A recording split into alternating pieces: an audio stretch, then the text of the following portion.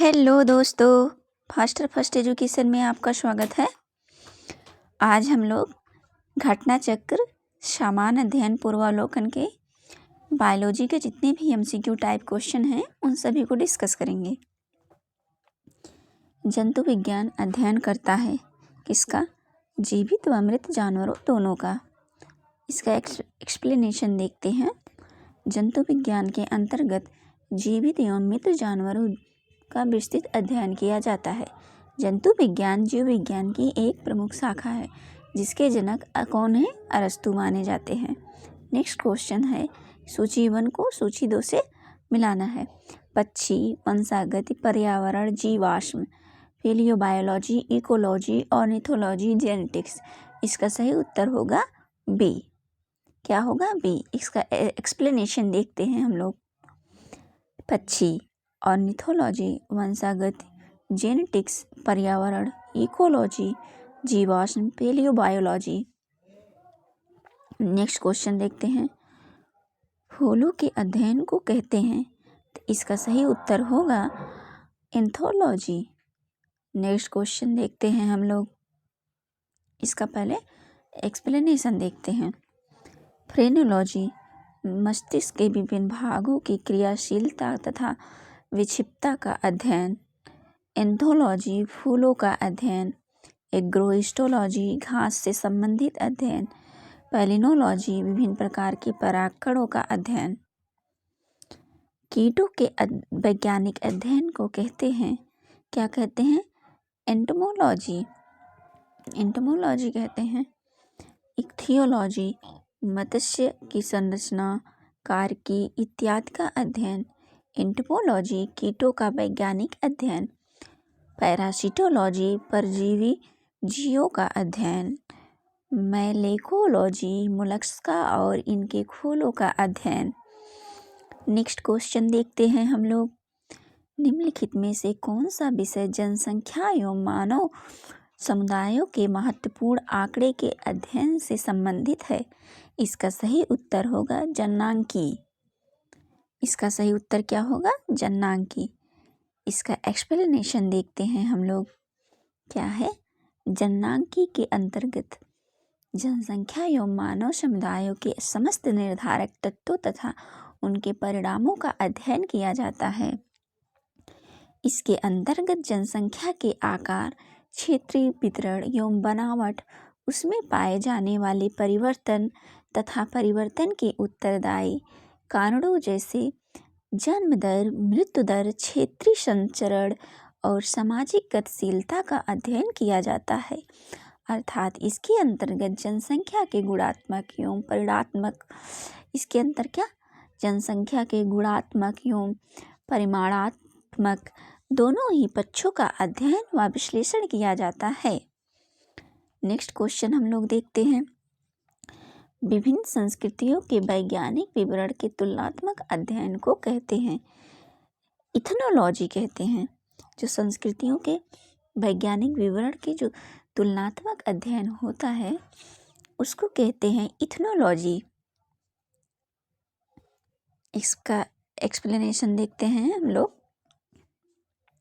Ethnology विभिन्न संस्कृतियों के वैज्ञानिक विवरणों का तुलनात्मक अध्ययन क्या है?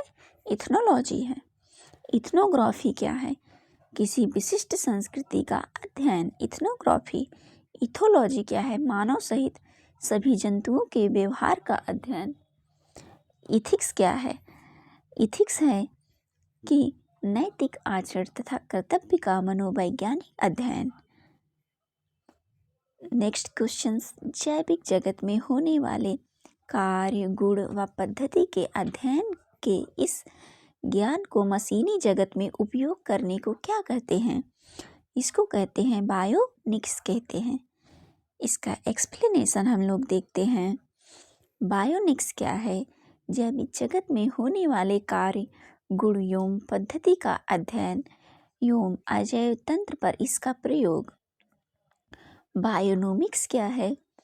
जीवधारियों का उनके वातावरण के साथ संबंध का अध्ययन। बायोनोमी क्या है? जीवन के नियमों का अध्ययन। देखिए बायोनिक्स और बायोनोमिक्स में डिफरेंस क्या है? बायोनिक्स का मतलब होता है जैविक जगत में होने वाले कार्य, गुण एवं पद्धति का अध्ययन एवं अजैव तंत्र पर इसका प्रयोग। और बायोनोमिक्स मतलब होता है जीवधारियों का उनके वातावरण के साथ संबंध का अध्ययन। और बायोमेट्री का मतलब क्या होता है? गणित एवं सांख्यिकी की तकनीकों द्वारा जीव विज्ञान का अध्ययन। नेक्स्ट क्वेश्चन देखते हैं हम लोग। पैलियो वनस्पति के अंतर्गत अध्ययन करते हैं किसका? जंतु विज्ञान, फफूंदी, शैवाल। तो इसका उत्तर होगा इनमें से कोई नहीं। इसका एक्सप्लेनेशन देखते हैं हम लोग। पैलियो वनस्पति या पैलियो बॉटनी के अंतर्गत पादप जीवाश्मों का अध्ययन करते हैं जो कि लाखों वर्ष पूर्व मिट्टी इत्यादि के नीचे किसी प्राकृतिक घटना के कारण दब गए थे। उनकी छाप पत्थरों की चट्टानों में प्राप्त होती हैं। जीवाश्मों से जैव विज्ञान के वनस्पति ठोस प्रमाण मिलते हैं। प्रोफेसर वीरबल साहनी को भारतीय जीवाश्म वनस्पति का जनक कहा जाता है।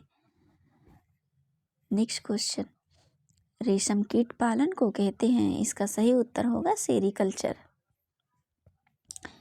सेरीकल्चर। एपीकल्चर मीन्स व्यापारिक स्तर पर शहद उत्पादन तथा फसलों में परागकण हेतु मधुमक्खी का पालन। हार्टिकल्चर, पुष्प एवं फल देने वाले पौधों का अध्ययन। सेरीकल्चर, कच्चे रेशम के उत्पादन हेतु रेशम कीट का पालन। फ्लोरिकल्चर, सजावट के लिए काम आने वाले पुष्पों का अध्ययन। मधुमक्खी का उपयोग किया जाता है एपीकल्चर में। एपीकल्चर में निम्नलिखित में से कौन सा एक सही सुमेलित नहीं है? खेती, खेती का नामकरण। फूलों की खेती, फ्लोरिकल्चर। फसलों की खेती, एग्रोनॉमी। सब्जियों की खेती, हॉर्टिकल्चर। फलों की खेती, पोमोलॉजी। तो इसमें से ऑप्शन सी सब्जियों की खेती, हार्टिकल्चर, ये सुमेलित नहीं है। और फूलों की खेती फ्लोरिकल्चर सही है। फसलों की खेती एग्रोनॉमी सही है। फसलों की खेती पोमोलॉजी, लेकिन सब्जियों की खेती को हॉर्टिकल्चर नहीं कहा जाता है। इसका एक्सप्लेनेशन देखते हैं। बागवानी कृषि की एक विशेष पद्धति होती है। इसके तहत फलों की कृषि, सब्जियों की कृषि तथा फूलों की कृषि आती है। प्रश्न ए डी के तहत फूलों की खेती एवं फलों की खेती के लिए क्रमशः फ्लोरिकल्चर एवं पोमोलॉजी नामकरण किया गया है, जो इसके विशेष शब्दावलियां हैं। विकल्प सी के अंतर्गत सब्जियों की खेती के नामकरण हार्टिकल्चर किया गया है, जो इसकी बृहद श्रेणी की शब्दावली हैं। सब्जियों की खेती के लिए इसकी विशेष शब्दावली ओलेरीकल्चर है। क्या है? ओलेरीकल्चर। यदि सभी नामकरण विशेष शब्दावली के रूप में ही सही माने जाएं तो विकल्प सी सही सुमेलित नहीं है, क्योंकि यहाँ हार्टिकल्चर के स्थान पर ओलेरीकल्चर होना चाहिए। फसल एक बृहद शब्दावली है जिसके अंतर्गत सभी प्रकार की फसलों, खाद्यान्न, गैर खाद्यान्न, पशु आहार फसलें शामिल होंगी। फसलों की खेती के अंतर्गत फसल तथा इसके लिए प्रयुक्त मृदा भी शामिल होती हैं, अतः इसके लिए इसकी बृहद शब्दावलियाँ एग्रोनॉमी का नामकरण उचित है। सब्जी के लिए काम आने वाले पौधों के अध्ययन को कहते हैं, क्या कहते हैं? इसका सही उत्तर क्या होगा? सब्जी के लिए काम आने वाले पौधों के अध्ययन को क्या कहा जाता है? तो इसका सही उत्तर होगा, अभी हम लोगों ने एक्सप्लेनेशन में पढ़ा, क्या? ओलेरीकल्चर। नेक्स्ट क्वेश्चन देखते हैं। एपीकल्चर कौन सा सुमेलित नहीं है? Apiculture, sericulture, pisciculture, horticulture. Apiculture means शहद की मक्खी, सेरीकल्चर सिल्क वर्म, पीसीकल्चर ये सुमेलित नहीं है, लाख का कीड़ा दिया है। हार्टिकल्चर फूल। पीसीकल्चर मीन्स होता क्या है? पीसीकल्चर मछली पालन से संबंधित है। अन्य प्रश्न गति युग्म सुमेलित है। निम्नलिखित में कौन सी जोड़ी सुमेलित शब्द और अर्थ सुमेलित है ये बताना है। तो लेक्सिकोग्राफी शब्दकोश का संग्रह, फिलोलॉजी डाक टिकटों का संग्रह, एंटोमोलॉजी मानव शरीर का अध्ययन, आइकनोग्राफी कीट पतंगों का अध्ययन। तो इसमें से ये जो है सुमेलित है। इसका सही उत्तर होगा ए। क्लियर। इसका एक्सप्लेनेशन देखते हैं। लेक्सिकोग्राफी शब्दकोश का संकलन या संयोजन, फिलोलॉजी भाषा की संरचना एवं विकास एवं इतिहास का अध्ययन, एंटोमोलॉजी कीटों का अध्ययन, आइकोनोग्राफी प्रतिमाओं चित्रकला का अध्ययन, लेक्सिकोग्राफी का संबंध है। तो इसमें होगा इसका उत्तर, अभी हम लोगों ने ऊपर पढ़ा, शब्दकोश के संयोजन से।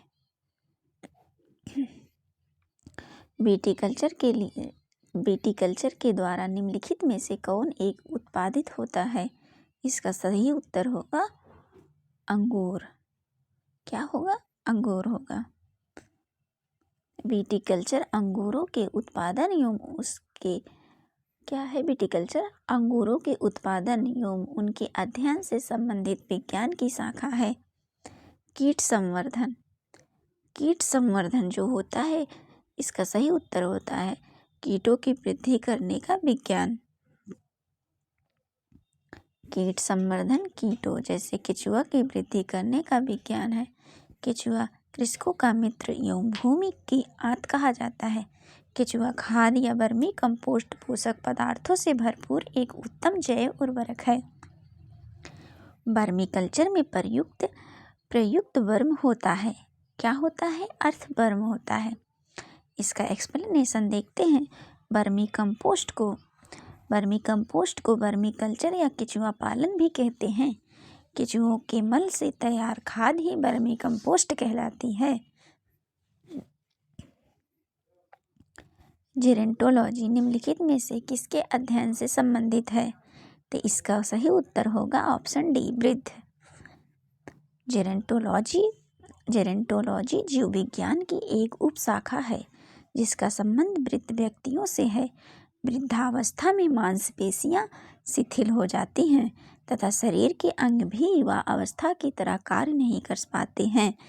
आज के वैज्ञानिक इस बात का पता लगाने का प्रयत्न कर रहे हैं कि मनुष्य में बुढ़ापा या जीर्णता लाने के लिए शरीर के कौन कौन से क्रियात्मक परिवर्तन उत्तरदायी हैं। जेनेटिक्स निम्न में से किसका अध्ययन है? इसका सही उत्तर होगा आनुवंशिकता और विचरण। जेनेटिक्स या आनुवंशिकी जीव विज्ञान की वह शाखा है जिसके अंतर्गत जीवधारियों के आनुवंशिक लक्षणों तथा इनकी वंशागत व विचरण का अध्ययन किया जाता है। नेक्स्ट क्वेश्चन देखते हैं हम लोग। वृद्धावस्था एवं काल प्रभावन के विषय में ज्ञान प्राप्त करने की विधा को क्या कहते हैं? तो जेरोंटोलॉजी कहते हैं। जेरोंटोलॉजी वृद्धावस्था एवं काल प्रभावन के सामाजिक, मनोवैज्ञानिक तथा जैविक पहलुओं के अध्ययन की विधा है। ओंकोलॉजी चिकित्सा विज्ञान की वह शाखा है जिसके अंतर्गत कैंसर से संबंधित ट्यूमर का अध्ययन किया जाता है। किसका अध्ययन किया जाता है? जिसके अंतर्गत कैंसर से संबंधित ट्यूमर का अध्ययन किया जाता है। टेरेटोलॉजी शारीरिक विकास में आने वाली असमानताओं का अध्ययन है। ऑर्निथोलॉजी जंतु विज्ञान की वह शाखा है जिसके अंतर्गत क्या होता है? जिसके तहत पक्षियों का अध्ययन किया जाता है। जीर्ण वृद्ध होने की प्रक्रिया के अध्ययन को क्या कहा जाता है? तो जेरोंटोलॉजी कहा जाता है। पैडोलॉजी निम्न वैज्ञानिक अध्ययन से संबंधित है। इसका सही उत्तर होगा मिट्टी से। पैडोलॉजी के अंतर्गत मृदा निर्माण मृदा के प्रकार इत्यादि का अध्ययन करते हैं। मृदा एक भौतिक घटक है जिससे हरे पौधे कच्चे पदार्थ के रूप में जल एवं खनिज लवण प्राप्त करते हैं। मिट्टी भौतिक चट्टान के अपक्षय से निर्मित होती है। अस्थियों का अध्ययन विज्ञान की किस शाखा के अंतर्गत किया जाता है? इसका सही उत्तर होगा ऑस्टियोलॉजी। इसका एक्सप्लेनेशन देखते हैं। ऑस्टियोलॉजी मीन्स अस्थियों या हड्डियों का अध्ययन। ओरोलॉजी पर्वतों का अध्ययन। सेरोलॉजी रुधिर सीरम का वैज्ञानिक अध्ययन। जियोलॉजी पृथ्वी की आंतरिक संरचना तथा उसमें पाए जाने वाले पदार्थों का अध्ययन। नेक्स्ट क्वेश्चन, हड्डियों की पढ़ाई विज्ञान के किस शाखा के अंतर्गत होता है? जो हड्डी होता है, हड्डियों की पढ़ाई पूछ रहा है कि हड्डियों की पढ़ाई विज्ञान के किस शाखा के अंतर्गत होती है? तो इसका सही उत्तर होगा इनमें से कोई नहीं या एक से अधिक। इसका एक्सप्लेनेशन हम लोगों ने देखा ऊपर। सर्पों के विषय में जानकारी प्राप्त करना क्या कहलाता है? तो इसका सही उत्तर होगा सर्पिटोलॉजी। सर्पिटोलॉजी के तहत सर्पों का अध्ययन किया जाता है। हर्पिटोलॉजी जीव विज्ञान की वह शाखा है जिसके अंतर्गत उभयचरों तथा सरीसृपों का अध्ययन किया जाता है। ऑर्निथोलॉजी के तहत पक्षियों का अध्ययन किया जाता है। इक्थियोलॉजी के तहत मछलियों का अध्ययन किया जाता है। निम्नलिखित में से बेमेल ज्ञात कीजिए। तो इसमें बेमेल क्या है? साइकोलॉजी है, क्योंकि इसका एक्सप्लेनेशन देखते हैं।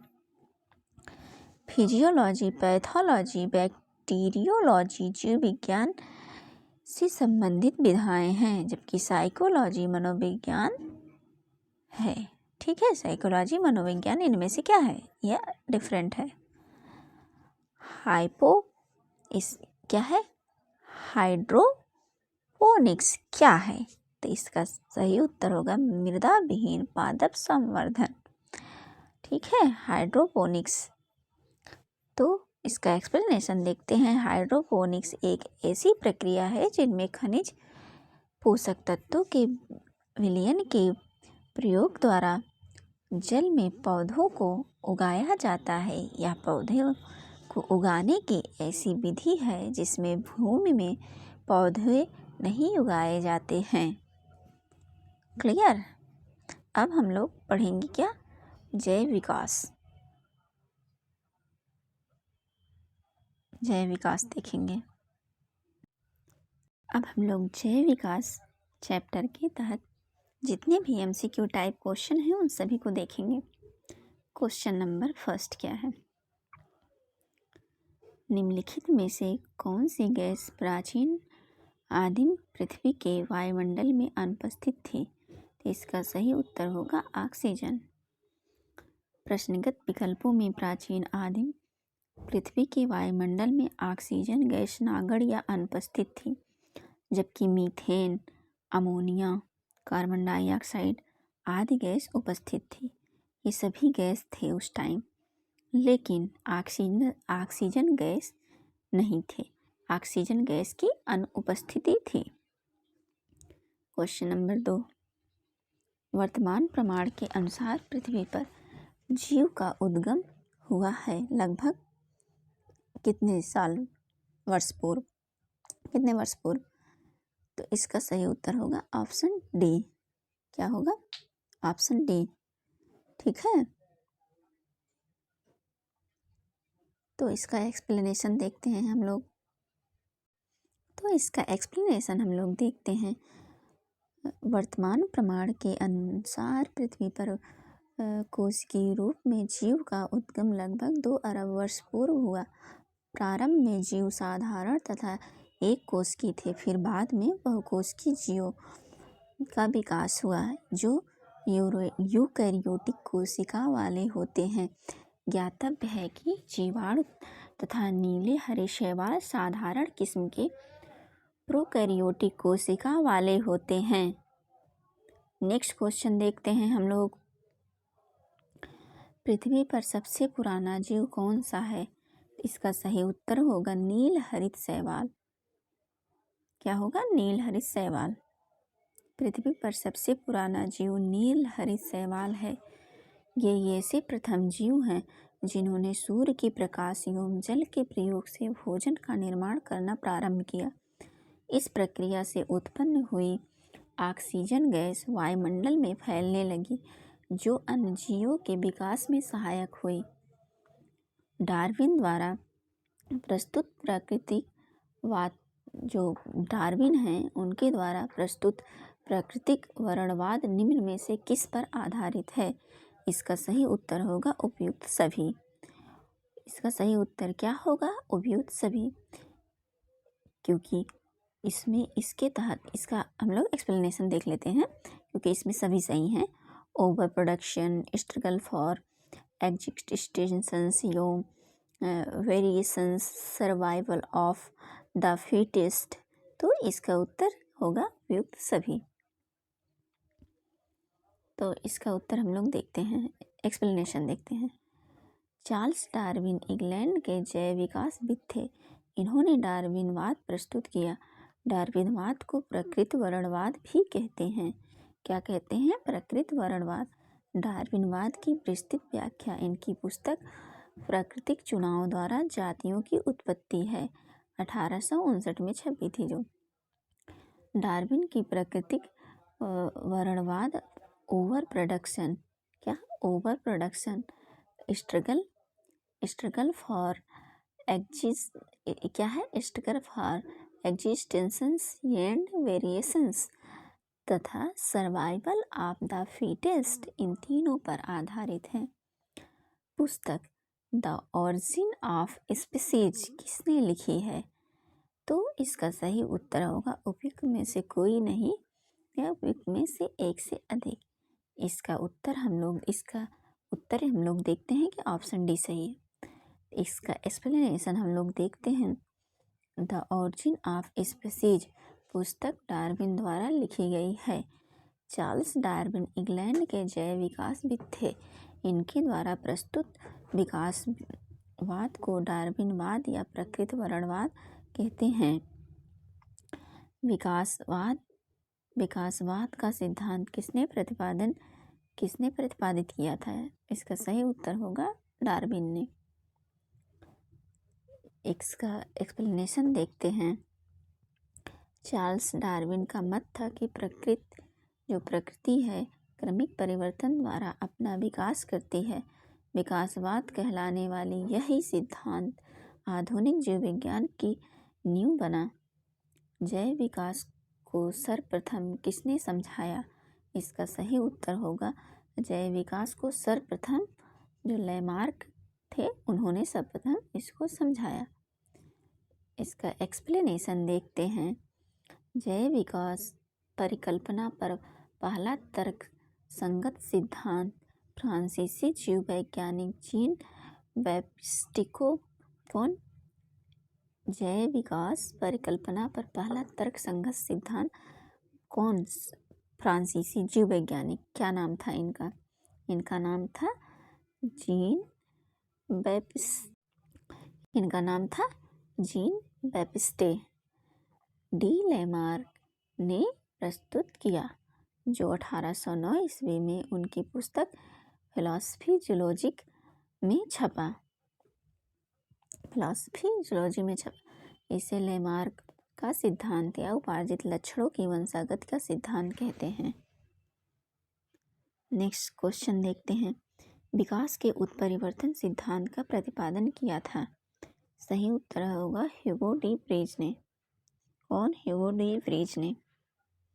इसका एक्सप्लेनेशन देखते हैं। विकास के उत्परिवर्तन सिद्धांत को हॉलैंड के पादप शास्त्री ह्यूगो डी व्रीज ने दिया।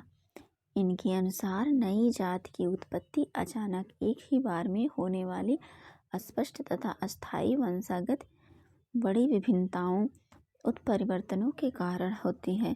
जाति का पहला सदस्य जिसमें उत्परिवर्तन लक्षण दिखाई देते हैं उत्परिवर्ती कहलाता है। इन्होंने अपना प्रयोग सांध्या प्रिमरोज पर किया था। नेक्स्ट क्वेश्चन देखते हैं हम लोग। सूची 1 को सूची 2 से मिलाना है। क्या है? सूची 1 उत्परिवर्तन का सिद्धांत, विकास का सिद्धांत, एक एंजाइम की परिकल्पना, ओपेरेंट अवधारणा, बिडल और टैटम, जैवक और मोनेड, डार्विन, डी ब्रिज। इसका सही उत्तर क्या होगा? इसका सही उत्तर होगा ऑप्शन बी। क्या? Option B. तो एक का क्या होगा? उत्परिवर्तन का सिद्धांत 4 कौन दिया था? D bridge. उत्परिवर्तन का सिद्धांत डी ब्रिज। बी क्या है? विकास का सिद्धांत डार्विन। इसका क्या होगा? डार्विन। एक जीन एक एंजाइम की परिकल्पना, इसका क्या होगा? बिडल और टैटम। और जो बचा है ओपेरॉन अवधारणा, ये किसमें होगा? ये होगा जैकब और मोनेड। इसका एक्सप्लेनेशन देखते हैं। उत्परिवर्तन का सिद्धांत ह्यूगो डी ब्रिज, विकास का सिद्धांत डार्विन, एक जीन एक एंजाइम की परिकल्पना बिडल और टैटम, ओपेरॉन अवधारणा जैकब और मोनेड। ठीक, नेक्स्ट क्वेश्चन देखते हैं हम लोग। विकास का मुख्य कारक है। क्या है? प्राकृतिक वर्ण। क्या है? प्राकृतिक वर्ण। इसका एक्सप्लेनेशन देखते हैं। जैव विकास का मुख्य कारण, जैव विकास जो होता है इसका मुख्य कारक प्राकृतिक वर्ण है, क्योंकि यही विभेदों एवं अन्य हासिल किए हुए जीनों को अगली पीढ़ी में दिशा प्रदान करता है। प्राकृतिक वर्ण या चयन एक ऐसी प्रक्रिया है जिसके कारण जीवों की आबादियों में जीन रूपों तथा एलीली जीनों दोनों की ही आवृत्तियों के महत्वपूर्ण परिवर्तन होते रहते हैं। क्लियर? नेक्स्ट क्वेश्चन हम लोग देखते हैं। Question number 11। जैव विकास के संदर्भ में सांपों में अंगों का लोप होने को स्पष्ट किया जाता है। तो इसका सही उत्तर क्या होगा? अंगों का उपयोग तथा अनुपयोग किए जाने से। इसका एक्सप्लेनेशन देखते हैं। इसका एक्सप्लेनेशन क्या है? फ्रांसीसी जैव वैज्ञानिक लैमार्क के अनुसार परिवर्तन शरीर के उपयोग तथा अनुपयोग के कारण होते हैं। बदलते वातावरण में जीवधारी नई आवश्यकताओं की पूर्ति हेतु अपने कुछ अंगों का अधिक प्रयोग करते हैं, जबकि कुछ अंगों का कम, जिसके कारण अधिक प्रयोग किए जाने वाले अंग सुदृढ़ एवं सुविकसित होते हैं तथा वे अंग जिनका प्रयोग कम होता है निष्क्रिय, वो क्या हो जाते हैं? निष्क्रिय तथा धीरे धीरे करके लुप्त हो जाते हैं, जिसका उदाहरण हमारे शरीर के अवशेषी अंग है। लैमार्क ने अंगों के अनुपयोग जो हैं अंगों के अनुपयोग के उदाहरण के रूप में सांपों में टांगों के अभाव को बताया है। नेक्स्ट उसका उत्तर देखते हैं हम लोग। नेक्स्ट क्वेश्चन का उत्तर देखते हैं। भारत की विशाल वन्य बिल्लियों में किसके बारे में कहा जाता है कि वह हाल ही में विलुप्त हो गई है? इसका सही उत्तर होगा चीता। प्रश्नगत विकल्पों में चीता ही वह अकेला पशु है जो भारत में विलुप्त घोषित किया गया है। नेक्स्ट क्वेश्चन देते हैं। आधुनिक मनुष्य के हाल का पूर्वज है तो क्रो-मैग्नॉन मानुस। इसका एक्सप्लेनेशन देखते हैं। क्रो-मैग्नॉन मनुष्य को आधुनिक वैज्ञानिक वर्तमान मानव होमोसेपियंस का अंतिम सीधा पूर्वज तथा आधुनिक मानव की एक उपजाति होमोसेपियंस फॉसिल्स मानते हैं। क्रो-मैग्नॉन का शरीर गठा हुआ और लगभग 180 सेंटीमीटर लंबा था तथा इसकी कपाल गुहा 1600 क्यूबिक सेंटीमीटर थी। शब्द डेनिसोवन कभी कभी समाचार माध्यमों में किस संदर्भ में आता है? तो इसका सही उत्तर होगा क्या? इसका सही उत्तर होगा यही होगा, एक आदिमानव जाति स्पीसीज। इसका एक्सप्लेनेशन देखते हैं। इसका एक्सप्लेनेशन क्या है देखते हैं हम लोग। डेनिसोवन एक आदिमानव प्रजाति थी जो यूरेशिया के जंगलों में लगभग 1.5 से 2 लाख वर्ष पूर्व निवास करती थी। पहली बार वर्ष 2010 में साइबेरिया की गुफाओं में प्राप्त अस्थि अवशेषों से इसकी पहचान हुई थी तथा फिर चीन के तिब्बत की एक गुफा से प्राप्त एक जीवाश्म जबड़े के विश्लेषण से इसके पूर्वी एशिया तक विस्तारित होने की पुष्टि की घोषणा की गई। कब? 1 मई 2019 को प्रतिष्ठित विज्ञान मैगजीन नेचर में प्रकाशित एक शोध पत्र में की गई। तिब्बत में प्राप्त डेनिसोवन का यह जबड़ा उत्तर मध्य प्लाइस्टोसीन काल 1.6 लाख वर्ष पूर्व का है। डेनिसोवन के अवशेषों के डीएनए विश्लेषण के आधार पर इन्हें होमो सेपियन और निएंडरथल से पृथक तीसरे प्रकार की समकालिक मानव प्रजाति माना जा रहा है। नेक्स्ट देखते हैं, आर्कियोप्टेरिक्स क्या है बताना है। आर्कियोप्टेरिक्स, तो इसका सही उत्तर होगा जुरासिक युग का सर्वप्रथम पुरातन पक्षी। आर्कियोप्टेरिक्स जुरासिक युग का एक सर्वपुरातन पक्षी है। क्या है? सर्वपुरातन पक्षी है जिसके जीवाश्म लगभग 15 करोड़ क्या है 15 करोड़ वर्ष पुरानी जुरासिक चट्टानों से मिले हैं। यह सरीसृपों तथा पक्षियों के बीच का संयोजक जंतु था जिसमें सरीसृप की भांति लंबी पूंछ, चोंच में दांत तथा अग्रपादों की अंगुलियों पर पंजे थे। फिर भी यह पक्षी था क्योंकि इसके अग्रपाद उड़ने के लिए पंखे क्या है अग्रपाद जो थे पंखों में रूपांतरित हो चुके थे। यह जंतु जैव विकास को सिद्ध करता है। नेक्स्ट क्वेश्चन देखते हैं हम लोग। आर्कियोप्टेरिक्स किन वर्गों के प्राणियों के बीच की योजक कड़ी है? तो सरीसृप व पक्षी। मैमथ के पूर्वज क्या है? हाथी।